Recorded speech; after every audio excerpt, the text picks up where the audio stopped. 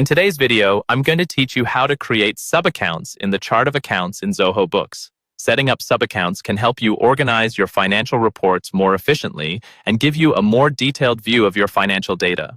So, let's dive into the process and get started. First, you'll need to navigate to the chart of accounts in your Zoho Books. Begin by logging into your Zoho Books organization. Once you're in, look at the left-hand sidebar, where you'll see an option labeled Accountant.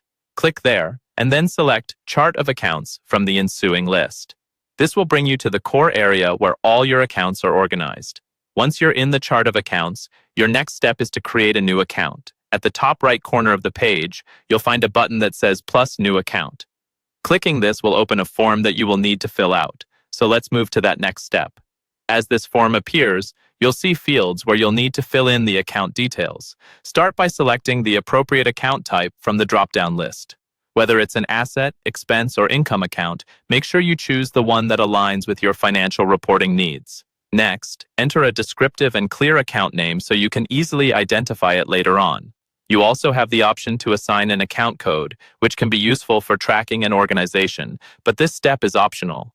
Lastly, there's a space for a description where you should add any necessary details about what this account is meant for. Providing a clear description can be incredibly helpful for future reference, ensuring that everyone who accesses it knows its purpose and relevance. Now you need to set this account as a sub-account. To do this, look for a checkbox that says, "Make this a sub-account," and make sure to check it. This will prompt a drop-down menu labeled Parent Account to appear. In this menu, you'll need to select the main account under which the new account will be nested. Choosing the correct parent account is crucial because it determines how this sub-account will contribute to the total figures in your financial reports. Finally, once you're satisfied with the information provided, you're ready to finalize this setup. Click the Save button, and this will complete the process of creating your new sub-account. Congratulations, you now have a sub-account listed under its parent account in the chart of accounts, offering you a better structured overview of your financial data.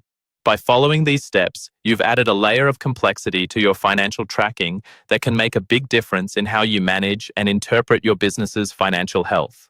Thank you for tuning in, and see you in the next tutorial.